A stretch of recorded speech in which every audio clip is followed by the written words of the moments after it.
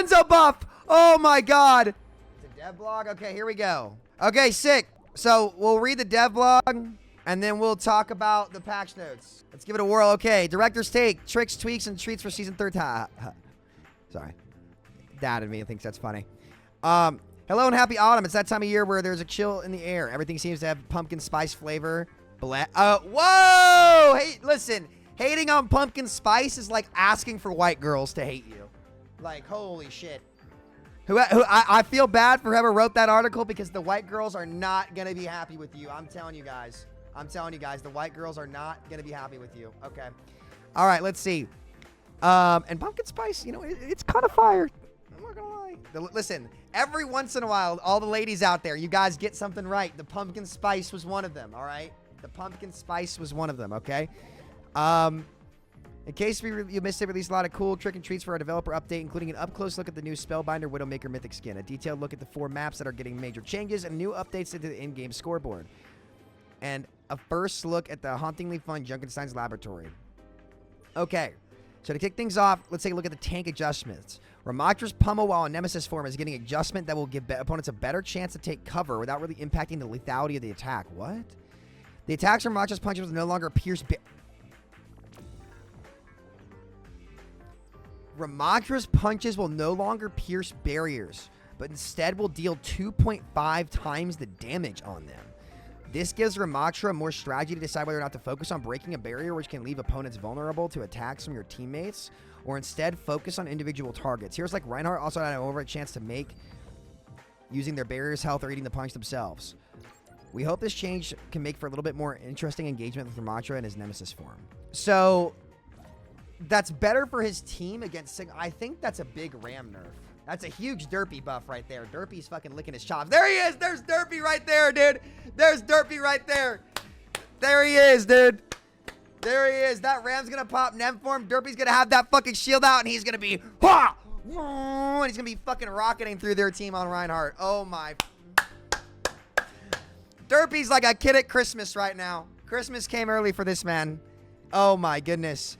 Mauga's getting a buff to Gunny, his incendiary chain gun, where ignite damage over time will now last 4 seconds. Wow.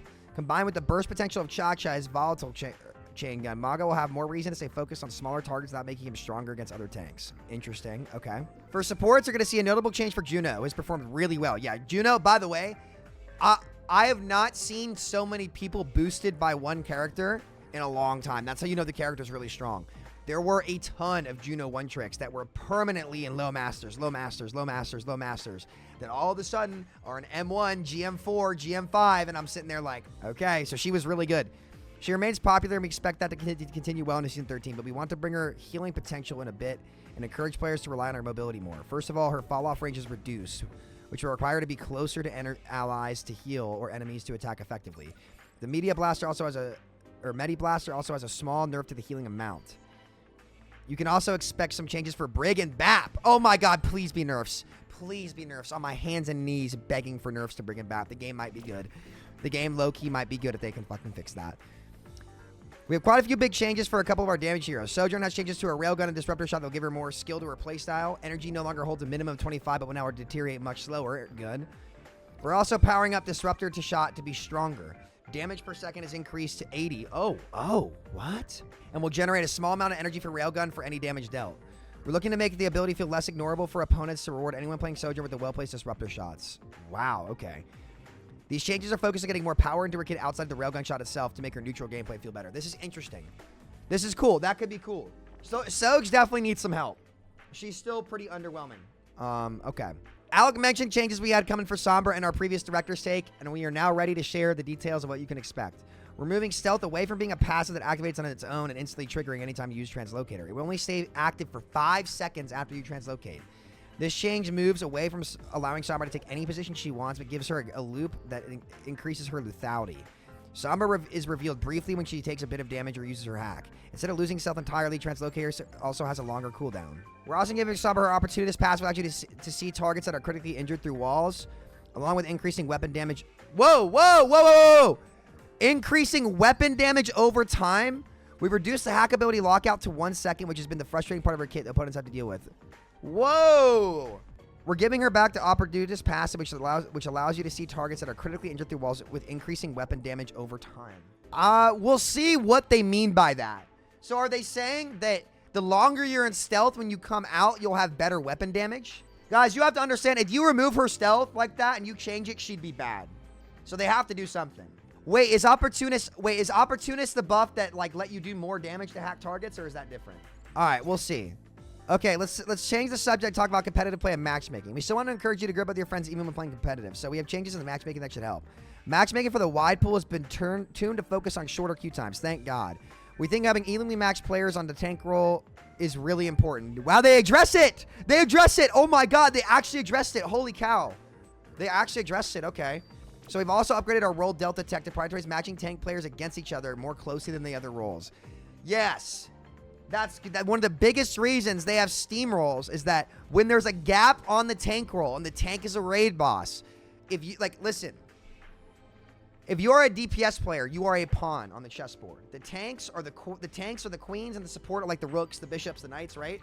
It doesn't matter if you're a grandmaster pawn. If your tank is a you know, a diamond knight or queen, and their tank is a master's queen, right? It like the gap is bigger there because that role is just way more valuable and way more powerful. So that led to a lot of lopsided matches. We'll see what they do. This is the first time they've actually addressed this in a blog in 13 seasons. So this might help a bit. Playing in pre-made groups is a great way to play Overwatch, especially in competitive. At the highest ranks, we think the advantage of grouping becomes pretty overwhelming. High-ranked matches will now take into account the benefit of grouping when constructing a match. We also tuned down multiple modifiers to related MMR decay. This will make it more difficult for new accounts to unfairly climb into top 500 farther than they might deserve without punishing the more seasoned accounts. Okay. Finally, at top 500, you'll now be required to complete the season competitor lifetime challenge, lifetime, which requires a player to win 750 games in competitive play in Overwatch 2 throughout any season. You can appear on any season's top 100 leaderboards. With this change, we're confident in lowering the individual season threshold for games to 25. Yes! Oh, nice. Good change. Good change. Good change. Good change. 50 wins is ridiculous, man. 50 wins was ridiculous to get on the leaderboard. This is a great change. This will allow our veteran and seasoned players to not feel pressured to play as much throughout each season. There will be some other changes to the matchmaking, so be sure to read up on our patch notes when the new season goes live next Tuesday, which is tomorrow. We can't wait to jump in-game and check out all of these changes to our heroes in competitive play. Just let us know what you think, and be sure to tune in Monday for our developer update. Okay. You know what? Good. Hey, this is solid, man. This is actually solid. I mean, the NEM form changes are interesting. The Mauga changes are interesting. This could make or break the season right here. And these are all like pretty intuitive changes, to be honest. This is actually promising. Now, nothing's really going to change in the feel of the game until they either giga nerf the tanks that they buffed too much or go back to 6v6. But as far as 5v5 goes, this is pretty promising. All right, let's read the whole patch notes, boys. Interactive scoreboard, public custom games, requires endorsement level 3. Mauga, ignite from 3 to 4 seconds. We already talked about this. No longer pierces Barret Ryan. Okay, Ryan's shield got nerfed by 100 health. It was definitely too good. Hanzo buff! Oh my god! Oh my gosh! Oh my gosh! Yeah, they're finally starting to accept that Hanzo at 225 was silly. It was so silly. So silly. So Hanzo back at 250, which is what needs to happen, by the way. The fact that he had his health reduced at all to begin with was just really, really silly, in my opinion. So, yeah, okay. We've got a Hanzo buff coming in on top of the Ramatra changes, as well as some of this other stuff. What other DPS got changed? Okay, wait, Sojourn. Energy no longer stops generating at 25 energy. Time before energy begins is to 12 seconds, so she'll be able to build the rail. Disruptor shot. So this is, I think this is her E, right? Her little grenade. 60 to 80 damage per second. It generates 25% of the damage done to their enemy players to railgun as energy. An interesting change. You can place this to farm now. Could be cool. This could be something that's pretty interesting, okay? I like what they're trying here. These are actually really intuitive changes. Like, this is the kind of stuff that we need from them. This is good. Sombra. Hack. No longer ends stealth, but does reveal Sombra. Interesting. Hacked ability lockout duration reduced from 1.5 to 1. EMP duration unchanged. Bob. Whoa! Whoa!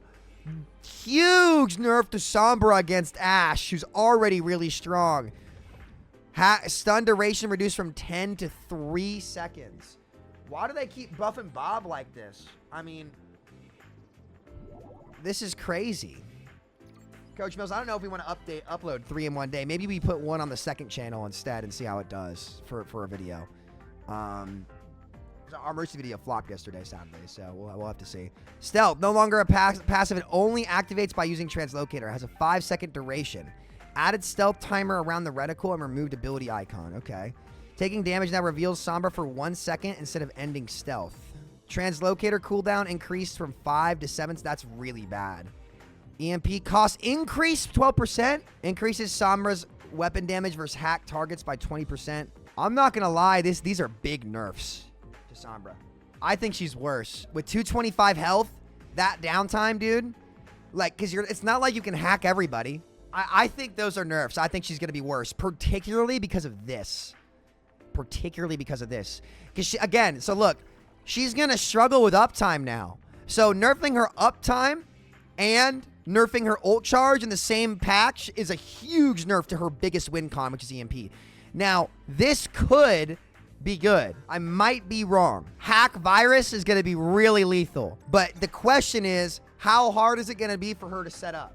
How hard is it going to be for her to set up here? So we'll see. I mean, now hacking a tank and shooting a tank is back. Hacking tanks might be pretty good now. We'll see. I think she'll be playable, but she's definitely not going to be elite in my opinion.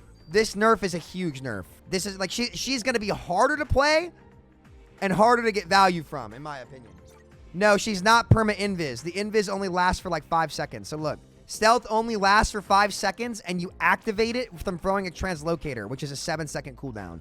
So, like, she's going to have 2 seconds of downtime between every stealth. Well, she might still be good. We'll see. I'll play her a lot tomorrow. I'll play the rework Sombra a lot for my placements, and we'll be the judge of her, okay? We'll see. She could be good. I take it back. We'll see. We'll see. Baptiste, primary fire recoil reduced by 30%? That's a big buff. DPS BAP. I mean, wow. Okay. That's a big buff. Briggs repair packs. They nerfed the cooldown on them. Briggs healing output over the course of the match is quite high, so this is a slight adjustment to help bring that in line. Slight Brig nerfs. I don't think the pack should burst heal with all the utility that she brings to the table, especially with all these rally buffs too. But I'll take a Brig nerf, I guess. You're not going to notice this very much, though. Her big healing is from Inspire, in my opinion. But Juno Media Blaster fall-off range reduced from 30 to 50 meters to 20 to 35 meters. That's a big nerf, especially from range. Healing per projectile reduced. So this is a big nerf to Juno's output. Okay. Honestly, like, pretty underwhelming patch. Pretty underwhelming patch. Guys, this is not going to change a whole lot. He's just going to feel a lot better to play. He's still a really good character. But, well, I think it's going to make him a lot better. It will. Okay. So Juno Brig down, BAP up. I really hope this does not force Papillari. That would ruin the season. Map changes are coming in too. So from a quality of life standpoint, this seems like where the season's kind of headed. From a quality of life standpoint. Nothing about Soldier. I mean, they've got to nerf tanks. If you want to bring Soldier back, you've got to nerf tanks. You have to. He's just horrible into the D.Va, into all that other stuff. No, Genji buff is crazy. I think Genji needs changes, kind of like Sojourn. I think after they figure out Sojourn, they should take a look at Genji. But yeah, I mean, look, these DPS changes are all good. The tank changes are like kind of underwhelming at this point, and the support changes, like, you know, not really a big season changer patch or game changing patch. I don't think this was the kind of season that they wanted to do that. But you know, I think solid, nothing terrible. I would say solid from where we were, but the problem is where we were post season 9. Post season 9, tanks are just too tanky. They're just way too tanky. Way too tanky. It's just not fun. So again, like they need to globally nerf tanks. I'm sorry, tank players, your role will not be fun no matter how much they buff it. So if we've decided that the tank players are never going to have fun, the fun should not come at the cost of the DPS players. That's all I'm saying. So, yeah, interesting patch. Not bad at all. I really like what they're doing with the DPS heroes. That's really good stuff. Okay. Excited for Season 13. We'll give it a whirl, yeah? We'll give it a whirl.